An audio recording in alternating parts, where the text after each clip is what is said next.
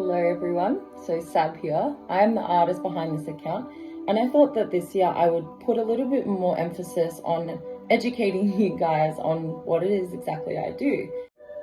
Yes, I'm an artist, I create art, but I'm also a channel, and I convey messages from the other side through my art, usually to the person who I'm painting for, or just if it's an original painting, I'll infuse the painting with those messages and then convey a story about what it is that wanted to come through. I take my time with my art because my art is something from another world. I started channeling mandalas when I was probably about 14 years old. I was in school and I didn't want to do any schoolwork because it just didn't make sense to me. I was one of those kids that would sit at the back of the room and cause havoc in the classroom. What started happening for me is that boredom. I naturally just started doodling all over my school books, and then from there I started getting pretty good at it, and I never thought it would turn into what it has turned into now. When I was quite young, I started to get in tune with spirit, and I didn't know what was going on. And I was getting really scared, and I didn't know how to deal with it because obviously being so young, it was just something that I had never really experienced. And I went into a psychic who helped me understand what was going on. God bless you, Meg. And she said to me before I really even talked to her, she said, "What's these things you're drawing? Like, I can see these." And I was like, "Oh, I doodle." And I showed her some of my doodling. She's like, "Oh my gosh, this is, you've done this many times, many lifetimes, and in many lifetimes, and this is your way of connecting to other worlds." And I was like, "Whoa, that's cool." So at the time I was just young and like kind of naive about the whole thing. And as I grew up, I started understanding frequency. I work like frequency is really where it's at for me. Vibration, sound, everything, because a mandala, depending on where you see its originations from, obviously mandalas are universal, they're universal truth, but they are also vibration anatomy. Mandalas are vibration anatomy. If we look at frequency and sound and actually look at how it vibrates through water, through sand, and we can measure that, it shows us sacred geometry replicas. And this is because the entire fabrication of our universe is made up of sound. And these vibrations, when they're metamorphosized into something physical, look like mandalas or sacred geometry. So I like to say that mandalas and the kind of designs that I work with is universal language. As I got older and I started tuning in more and more to my art and what was coming through me, because it came so easily to me, like my art just flows. I don't need to think about what I'm doing. It just comes, boom, boom, boom. And because it's never been about me and my personal expression, it's always been messages from spirit asking me to create this. Can you tell people this? Can you show this? Can you sing this? Like, it's always messages with spirit. I've never had any real personal attachment to my art because I always feel that it's not about me. My deepest connection on this earth is to spirit. Connection to spirit comes and flows through me, mostly through Mother Gaia and nature. So a lot of my art pieces you'll see are created on country, or they have started. The message came in through when I was out bush, or I was barefoot on the earth or something, because it's the spirit of the land that connects to me the most. And then I've also had interactions with Archangel Kingdom, the heavenly realm, and also ancestors from my personal lineage and also past lives that I've had, and also ancient Egyptian civilizations. And that's just what comes through to me quite strongly. When I am creating art, I'm channeling from the infinite potential, metamorphosizing it into 3D reality. I use my third eye to see, and then I transmute that through my body, whether that be like vocalizing, singing, talking, and then I charge it through my body out into my hands to produce something. So it's literally a dance between the receptivity of the receiving of the messages and being open to having them, being in the feminine or the lunar, and then it's a simultaneous transaction into the masculine of doing and creating. So when I'm in my, I like to call it flow state, it is such a beautiful union of feeling God and feeling spirit.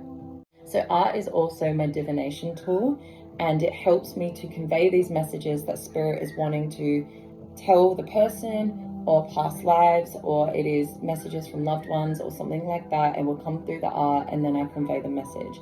So all my art has messages deeply coded in it. And when I do commission work with people, often what ends up happening is I end up doing like psychic readings for people, because that's just what naturally starts happening. So it's kind of an interesting one, because although I'm not in any way, shape or form someone that works for people to do readings, it just naturally starts happening. My art is an extension of the unseen world. Mandalas can also be seen as portals to other worlds. So very, very much when I do these art pieces, like when I'm staring at mandalas all day, I end up going places, and it takes me a while to kind of come back down to earth. And also mandalas in Hindu and Buddhist traditions represent, so mandala translates to circle, and circle is, it's life, it's living, it's death, it's all of it. It's the Holy Trinity of Sugong. It's mother, maiden, crone. It's the whole cycle of life. And circles are a spiritual representation, especially mandalas, from the center point out, of the life starting and the life expanding. And it's also something that I have articulated as being like, we are forever expanding beings, and the universe is forever expanding itself. So mandalas also represents me, the journey of existence and creation. Also activation symbols. So when we look at certain mandalas, because our body is made up of vibration and frequency, and underneath all of that there is the symbol, right? Within us, we are these symbols. So when we meditate upon certain specific sacred geometry symbols that are equal, balanced, and in harmony, because it also goes into resonance as well, it activates things in our body. Physically, it activates things in our body. So there are also activation tools that can be really nicely used in meditation practices. They can also be used as shields, protections, things like that, like sigils and stuff. I wanted to talk just a little bit about it because you probably have followed me and you see that I have shared a lot of stuff, blah, blah, blah, but I don't have anything on here for people that come on that are new and they've never met Sab. Hello. And you're like, what does she actually do? This is what I actually do. Each art piece that I create has a story with it. Not one art piece that I've got does not have a story. And this is probably most like, common with artists, is that every single thing we create has a story behind it. So that's just what we do. But with my art, these are messages, these are insights, and these are activations. So many things that I have experienced with my art that has come true or shown me and I didn't know about, and then I found out it to be true, has been mind-blowing. And I wish that I had documented more of these experiences. So moving forward, that is what I'm doing, is I'm going to be taking into account all these messages I get, vlogging it, sharing it. So when I finish an art piece and you see it up for sale, or you just see it done, you're like, I can go in and actually understand the story of this mandala, because they're not just paintings. These become energetic things that we can carry with us. Mandala art to me is really important, and I believe that everyone loves looking at a mandala. So they're really universal in that regard, just for looks in general, but they're also very protective, powerful symbols. Mandalas also can represent this image of as above, so below, as so outward, as so inward. There's such spiritual depth to these beautiful things. And I remember when I was out in the bush, I communicate a lot to rivers. Rivers specifically for me is something I feel I have come from. And that's why I paint a lot of snakes as well. Snakes are my spirit totem animal in the spirit world. So they guide me through when I'm doing art pieces. But when I was by a river once, I saw the reflections of the water being so still and there was a tree line above it, and you get that mirror effect. And I was just like, wow, there is above, so below, on the reflection of there being a plane of existence where here is what we experience and here is what something else experiences, right? And that's just in the mirror image. And then there's the water itself, and then we have as below, as above. And it just made me really understand that there is such a depth to life that we can't even begin to fathom. And so when I'm painting, that is what I'm tuning into, is this unseen world that I'm physically not in here, but as my spirit expands with these art pieces, I get glimpses of it. I get glimpses of them. My spirit enters them slightly momentarily. And then I get these art pieces that look out of this world that, you know, I haven't personally seen anywhere before. And I have the stories to bring back with them because I remember.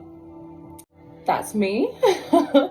I hope you've enjoyed watching, and I look forward to seeing you guys soon, whenever that may be, for an art workshop or for another exhibition, or just catching up for commission work, whatever that is, or just seeing me on social media as well.